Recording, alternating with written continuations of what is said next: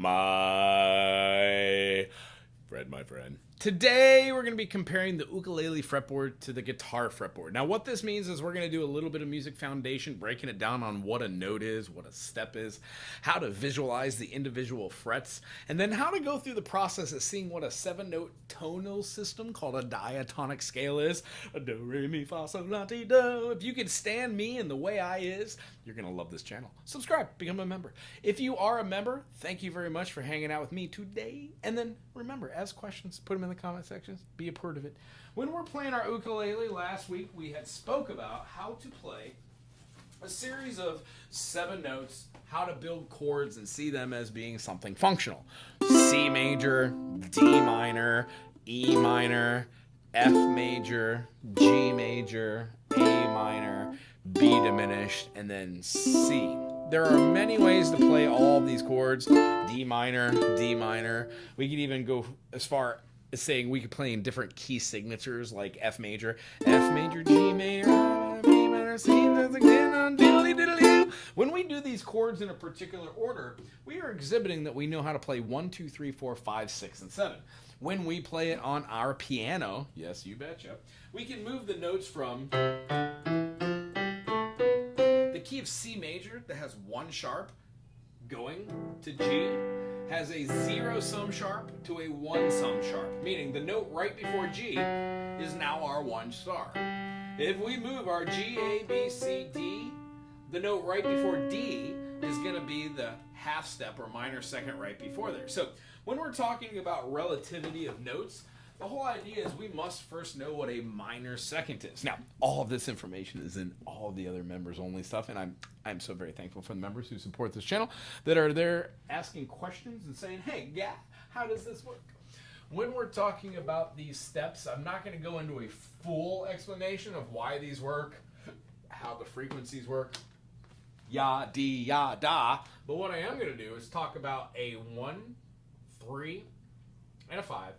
When we play them in music, it gives us something called a chord or a triad. Each one of our chords or triads is played on every single instrument. No matter what that chord is, you would play it as a 1, 3, 5, at least in the Western ear. Now, I'm not going to get into what all the different positions are, but when you play a 7-note system and a 12-note system, one is called diatonic because it deals with triads.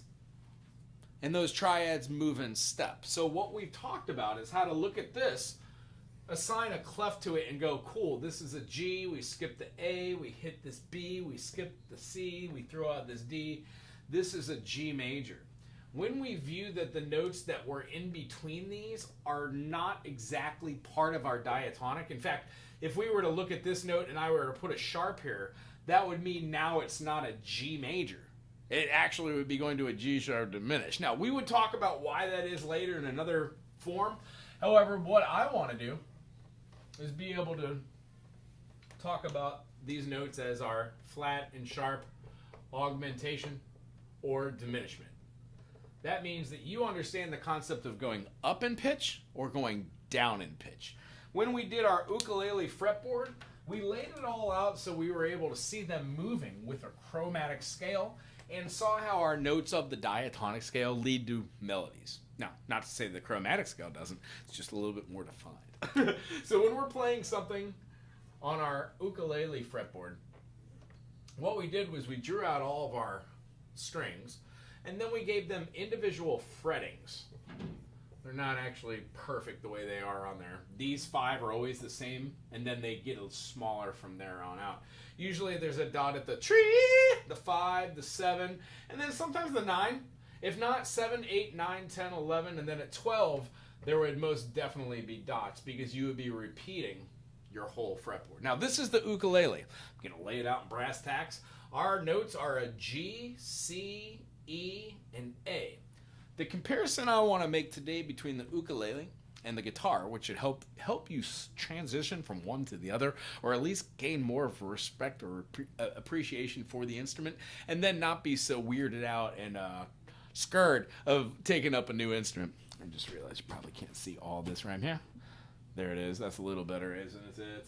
So what we're going to do is we're going to take these notes and we're going to compare it to our guitar fretboard. So The guitar fretboard itself would have the same, except for now we would not only have our 4 strings, but we would have our 2 bass strings. And I know you're probably thinking, gee golly whiz Wago, although there are 6, the strings that we use are not the same names. Well, let me assure you, my friend, there's a reason for this. If you were to put a capo at the 5th fret and play what looks like a C major on an ukulele from there, you would be achieving this. As when you go E, F, F sharp, G, G sharp, A sharp, B, B sharp. This is a C. Well, if you put your capo on the 5th fret and play this note, this looks like this. Hence, if you were to play your finger here, this fret here would be the 7th fret, right here. This would be your 5th. Your capo creates this 5, 6, 7 motion. So here over on our E string, this is our 1 string, this is our 6th string. So if we did the same thing, 1, 2, 3, 4.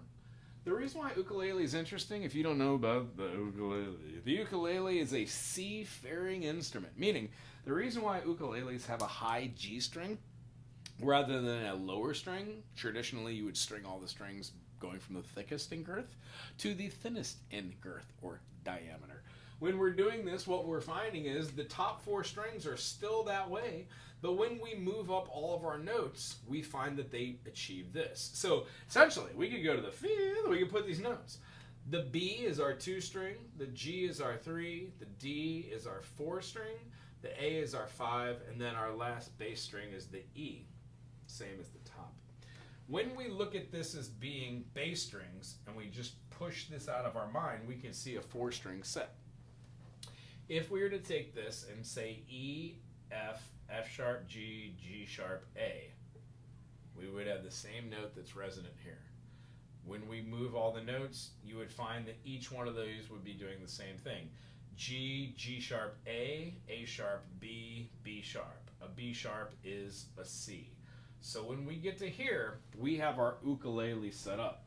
It also goes to say that we could come out here and hit this, and then go out here and hit this. Now, here's where it gets super silly interesting. If you do not already know this, that these are tuned in fourths, meaning when you're tuning this right here, E to F sharp is a major second.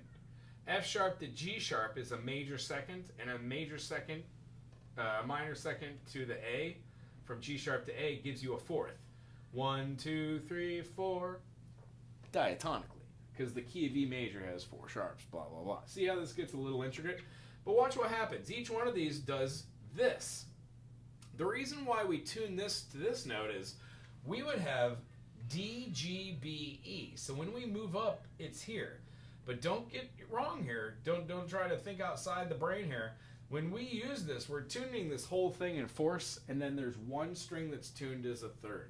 When we do that, we get our set placement for the ukulele. Now, what we would talk about for the ukulele is when we play our strings or our chords, we would want to learn how to play a C major shape. When we play a C, we play C octave, a D note, an E note, an F note, a G note, an A note, or a B note. These become our scales. So you can play them open. C, D, E, F, G, A, B, C. Or move your fingers over and play C, D, E, F, G, A, B, C. Or more importantly, don't even play any of those except for our C. And walk C, D, E, and you can play your F note right here. And then do the same pattern right here. A, B. B would go to C. C goes to D. D goes to E. You see how the process of seeing your fretboard, it builds itself when you're dealing with scales. 1, 2, 3, 4, 5, 6, 7, 1. 1, 2, 3, 4, 5, 6, 7, 1. 1, 2, 3, 4, 5, 6, 7, 1. 1, 5, 1. 1, 4, 5, 1. 1, 4, 5, 7, 1. These are practice skills that you could do without even having the instrument and having a piano or a pitch pipe or just hitting a random note and going from there. When you're singing by yourself, it doesn't matter what key you're in, but when you're singing with others, you kind of want to unify in concert pitch. So, having said that, visualizing our fretboard starts with us just writing out all the notation. So rather than harp on what the ukulele is that we did, you could go back and watch last week's members only thing. If you are not a member and you're watching this, you were either gifted this by somebody who is a member, which I encourage. They're kind of like little fish leaves. And then secondly, if you are watching this when they do pop out on the channel and you have questions and you are not a member, but you found this to be valuable, become a member. And if you can't afford it, don't worry. Don't give me any of your money. I'm just trying to get ahead in the world. Give a dog a bone. So when we're doing this, I hope it's not at a weird old angle. I'm going to show you what I would do just to write these out and how to have fun knowing these notes. E would go to a E sharp. So I'm going to put an E sharp right here. After our E sharp, we are most definitely going to be moving up to our F sharp, because that comes next. After that, we have our G. This is our G sharp. A. This is also going to be called a G sharp if you, not G sharp. When we go here, A sharp. Nice. We could also do, here we've got our B.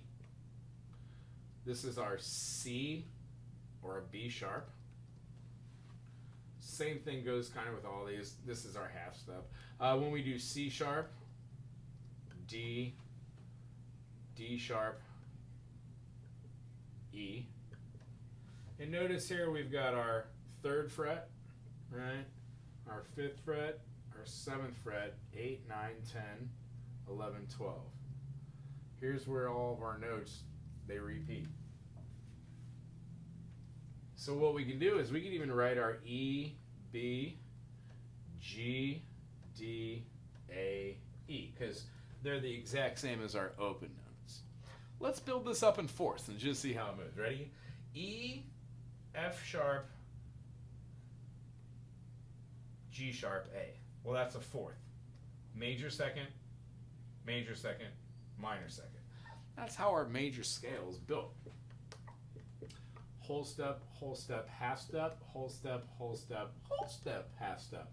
There's a half step right here, and there's a half step right here between the 3 and the 4, and then the 7 and the 1, or the 7 and the 8.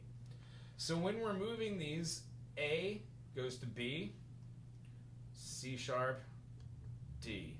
That's our next note open. D goes to E. We're going to go up here to F sharp, hit our G.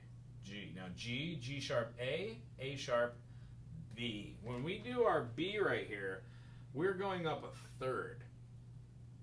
That's why this note is very interesting, because it gives us the ability to play our chords as major or minor in this region. We're going to explain a little bit more of that with chord theory at the end of this video. We don't throw our C up because this isn't an indifference of 4, it's a 3rd, a major 3rd. So we're going to put our B there.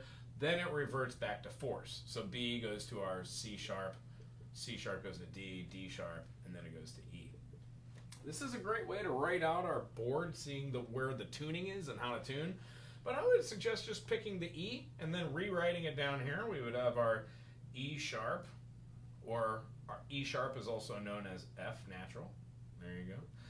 F sharp is also G flat, so we could write that in if we want, G flat. Here's our G again, G sharp or A flat. A natural, we could do A sharp or the infamous B flat to B natural. B natural goes to B sharp, which is also called C natural. Yeah. Do it all the time.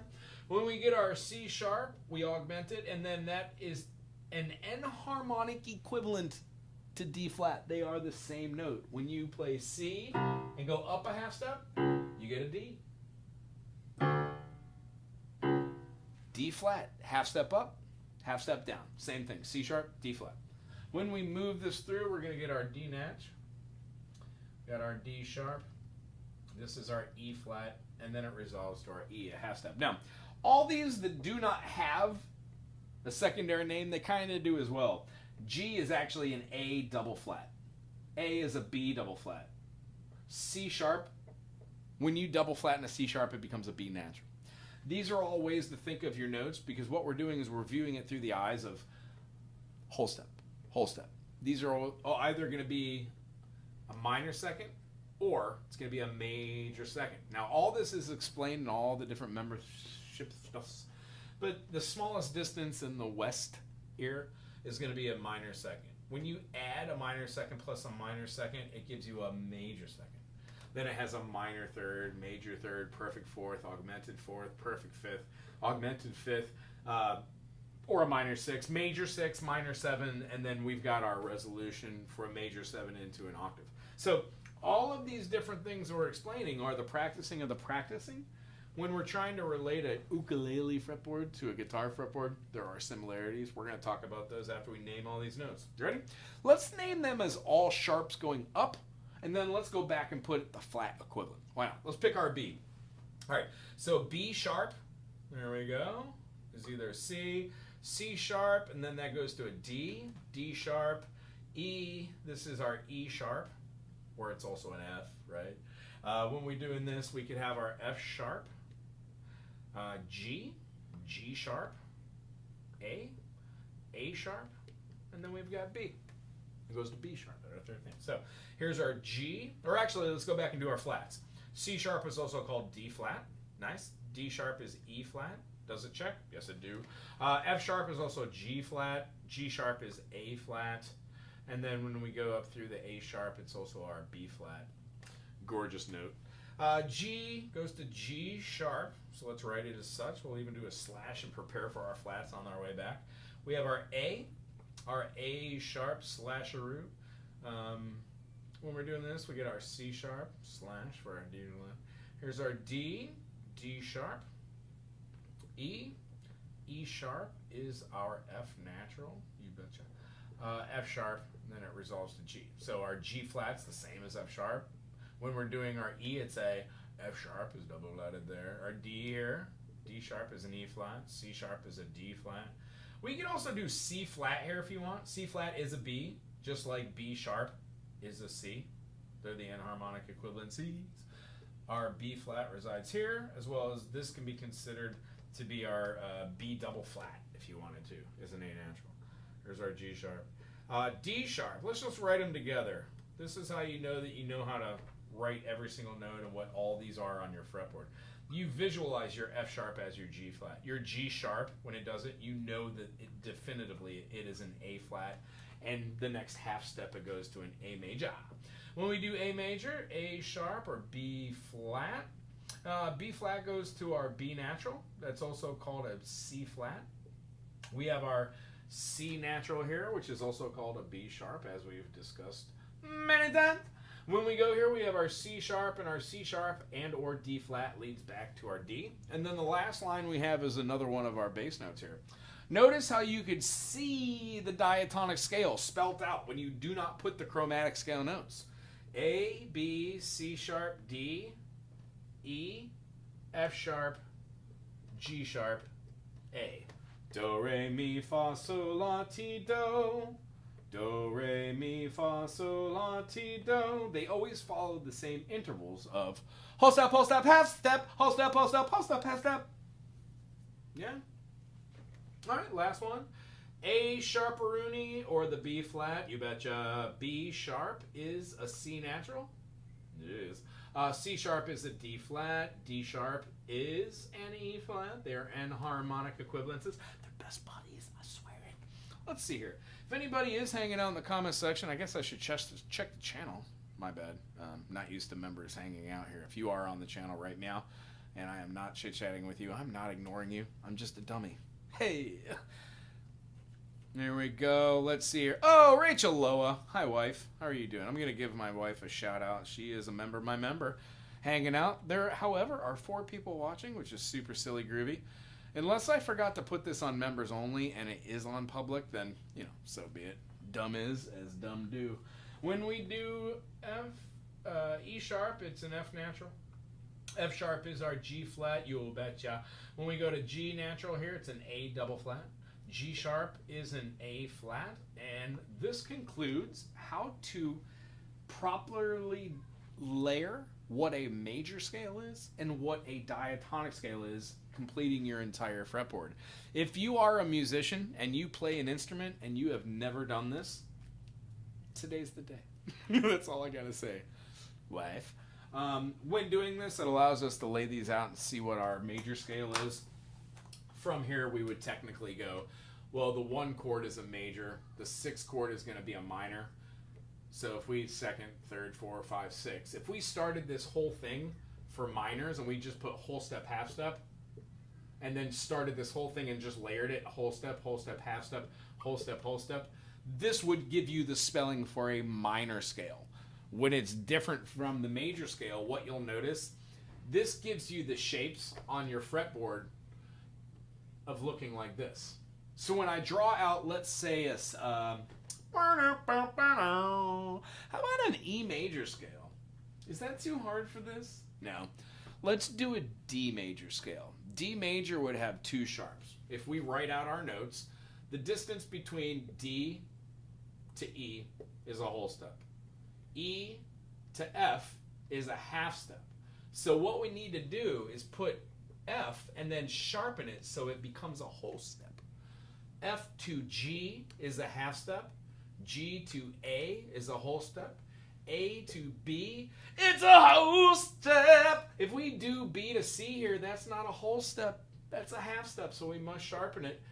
Thusly, the resolution, half step-a-rooney, gives us C sharp to D. The spelling of D major is, there are 2 sharps, F sharp and C sharp. So when we go to here, if I just pick one of these Ds, how about this one? D. Oh, that's clear as mud, isn't it? Can't see anything on this nonsense. Yeah, you got to really find detail for this one. Good luck. D, E, F sharp. See how this shape now is present on your fretboard? It does it right here. It does it all the time. Yeah, yeah. It does it all the time. Yeah, yeah. This is where it is. If you know to see it on the fretboard. Yeah, yeah. I mean, you can see him everywhere else, right? So if we do D, E, F sharp, G, A, B, C sharp, D, and we just circle all of the notes that are a part of this, we would have all of these, right? All of these notes are in the key of D. E, F, no sa. We do have an F sharp though. We do have a G. We have an A, we have a B, we've got a C sharp, and we have a D. That line's completed. All of those notes are going to be in the key of D major. A, B, C sharp, D, E, F sharp, G, A. D, C sharp, B, A, G, F sharp, E, D. You could go forwards or backwards, and I suggest you do, because once you know the proverbial forwards and backwards, you will be able to do magic. Because what you're going to notice is all of these, when they line up, they give you all these bubbles. I don't want no G sharps. They line up and they give you bubbles, which allow you to play notes over particular songs. That's all I have to say. So at this point, it should look chaotic. This should be weird, but anybody who's written this out 100 times would know how to look at this and be able to solve the equation like it's a puzzle piece. Now, what we did was we marked out every single note that's part of our D major scale. And to get rid of some of the confusion, and don't worry, it's very easily drawn again, as long as you don't leave a lot of marks on the board with markers that are not the right ones. Oh my God. D major. What I want you to do is notice the shapes that do this, giving you a whole step, whole step. You also have a whole step, half step, and then you have a half step, whole step. These 3, how would I explain this? These 3 observable patterns are the observable patterns that you will see on your fretboard that allow you to be mobile, that allow you to see chord shapes, that allow you to take your ukulele fretboard, translate it to your guitar, and not be so weirded out by all this nonsense-a-roonies. So when I do this, I'm going to give a single line for the top line, here, here, meow, meow, meow, here, meow, meow, meow, here, meow, meow, meow, meow, meow, here, meow, meow, meow. I'm going to draw my fretboard again. 1, 2, 3, 4, 5, 6, 7, 8, 9, 10, 11, 12.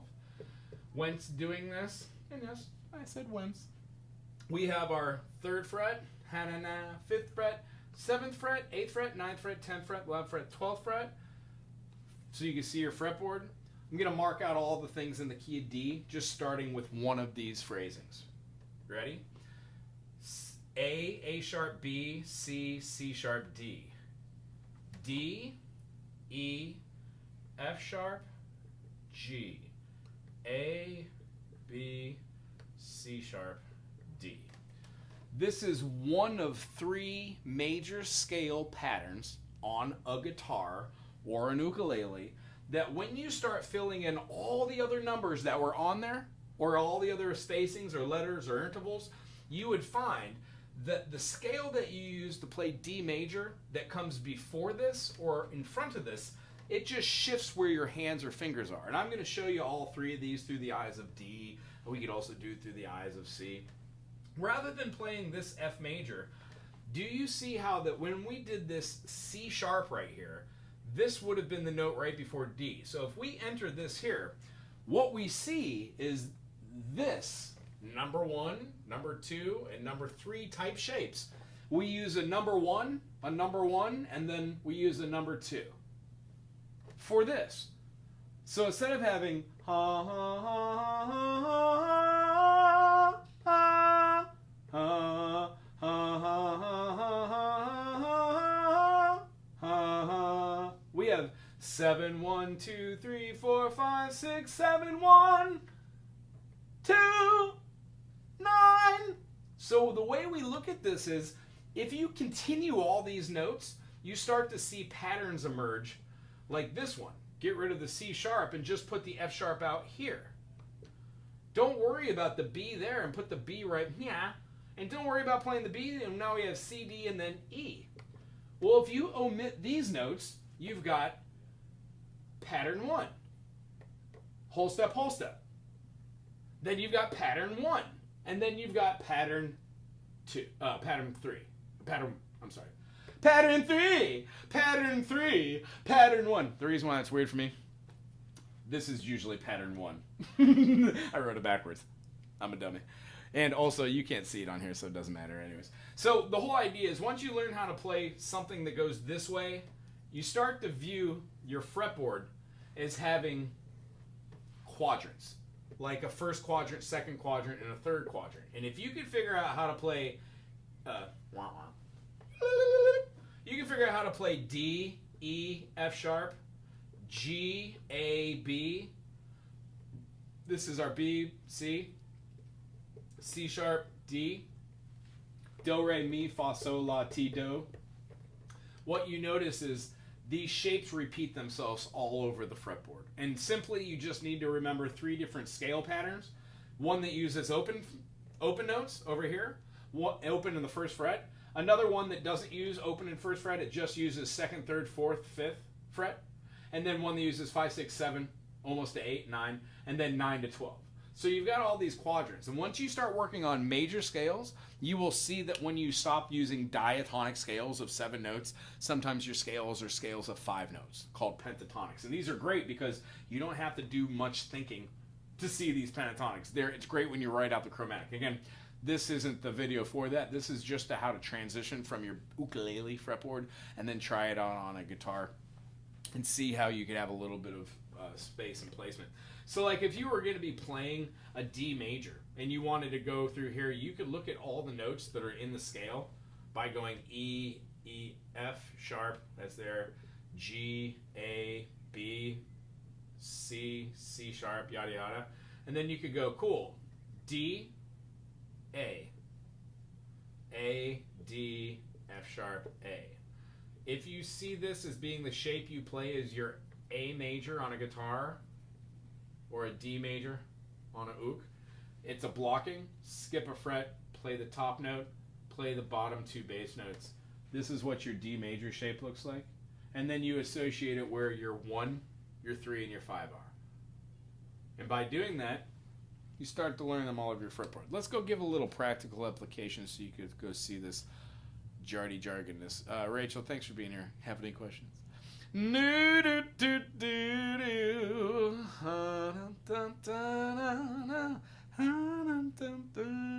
Transform. Fit the screen. What am I doing? That was the wrong one. Key change. Oh my goodness. Really wish I could work OBS better. Well, that didn't work, so I'm going to try to do it manually. Hey there it is. Alrighty. So, if we're going to be playing like the C major and playing like a D minor and E minor, these are because we've worked out where these notes are for the ukulele. As I aforementioned, if you put a capo at the 5th fret on the guitar, it actually gives you the chords that are on a ukulele. So one, this is a wonderful transition point for anybody who owns a guitar, a capo, and a ukulele that you could start, I guess, training your brain to see this. The same thing you were to play here and move your fingers up to the 8th to hold that note and move it through. Let's say you wanted to play Something by the Beatles. You would use the same notes that you would use on the ook.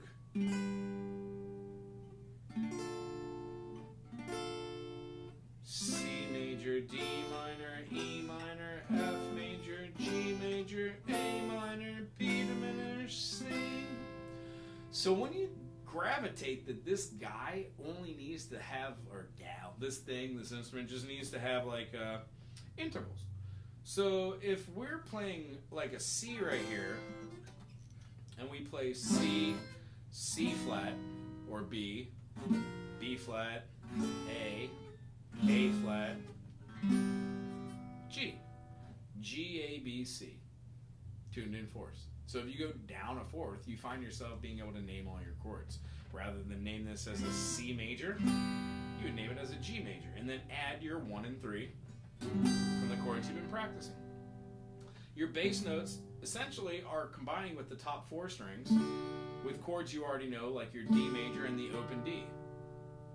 The idea of having a lower string now gives us the ability to see our cage system works the same way with the guitar as it does with the ukulele. And all of the notes that we just talked about, like our D, E, F sharp, G, A, B, C sharp, and then D, can be found by playing 4 frets. You never really need to move your fingers anywhere other than this quadrant composed of 1, 2, 3, 4. So being able to play what I call spider exercises, get your fingers really, really, really ready to play something called a major second. When we do major seconds and move them, we get something called a whole tone scale. And all of these things, they just compound upon themselves. These are things that seem foreign when we begin in a process. And when you're like 2 weeks, 2 months, 2 years, 20 years, 200 million years into it, you realize you're able to do different things. Way more than you thought was possible when you first started. So I would urge and behoove anybody to try, or it would behoove you, and I urge you to try these systems on the guitar. And what I would like to show and say, if we were to do something like this, how about we do it in the key of C, and I'll show you what it looks like in D. C, D, E, F, G, A, B, C. C sharp, D sharp, E sharp, F sharp, G sharp, A sharp, B sharp, C sharp. D, E, F sharp, G, A, B, C sharp, D. Notice how the pattern that I'm using doesn't change. It's the same pattern. If I move the notes around, I'm just giving myself the ability to create melodies out of step or leaps or bounds. And that's what we learn to do in composition. So if you can play this backward scale, if you will, using these frets, your point of pivot is here. Now you're playing this scale. And it's not just these notes, it's all the notes that go around it. G, A, B, C sharp, D, E, F sharp, G, A, B, C sharp, D, E, F sharp, G, A, B.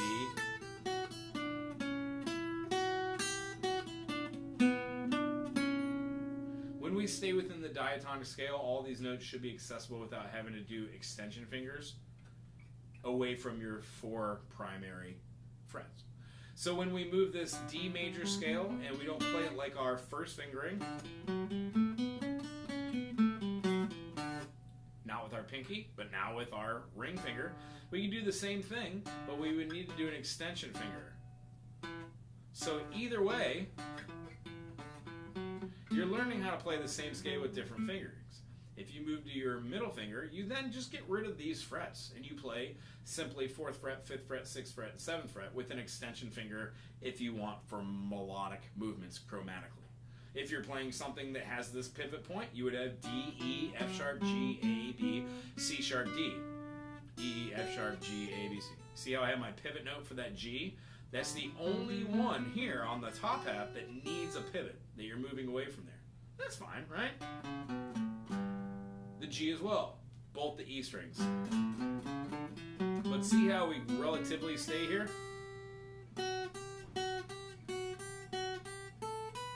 So the concept is your next one starts with our first finger on that D note. And then we play that pattern. Pattern 1 I like to call it, don't know why I call it pattern 3. So whole step, here's our half step, but we're putting this note right here. Whole step, half step, whole step, whole step, whole step, half step. Pattern 1, pattern 2. Pattern 2, move up, pattern 1, pattern 3. Or pattern 2, pattern 3. So when we learn all these notes all over our fretboard, that's when we become melodic. So if we were doing something like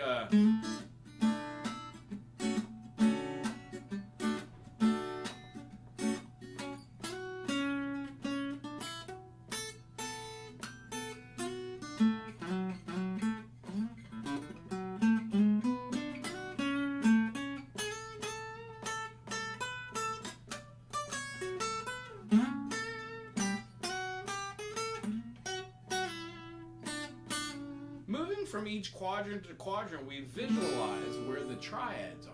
Here's a D major. If you take an A and move it up, here's a D major. If you take your G and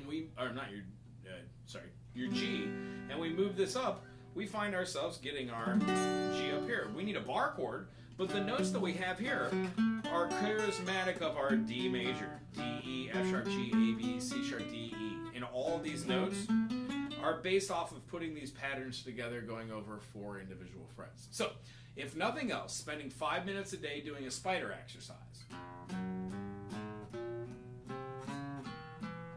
Getting our fingers really good with pressing down hard in between the frets, going right down to the beginning, adding a little speed to it with downstrokes, maybe trying upstrokes, and then eventually down, up, alternating picking. We could also do down, down, but that doesn't quite work here. That's more for like moving arpeggios and stuff. And then when we get up to the top here, the next thing we could try to do is incorporate our scales. When we play this in each different fingering, it gives us the ability to see our fretboard a little bit more. When we alter a note, rather than playing it how it sounds, 1, 2, 3, if we played 1, 2, flat 3, we would be altering a major to a minor. If we flatten the 3, the 6, and the 7, we achieve C, D, E flat, F, G, A flat, B flat, C. You don't have to know what the names of the notes are, but if you view all of music through the eyes of the major, knowing that we're going to play the 1, 2, 3 and flatten it for a minor, we're going to play the 4, 5, and 6 and flatten that, and we're going to play the 7 and flatten it, you can see how your fingers start playing these patterns. All we're doing is seeing patterns.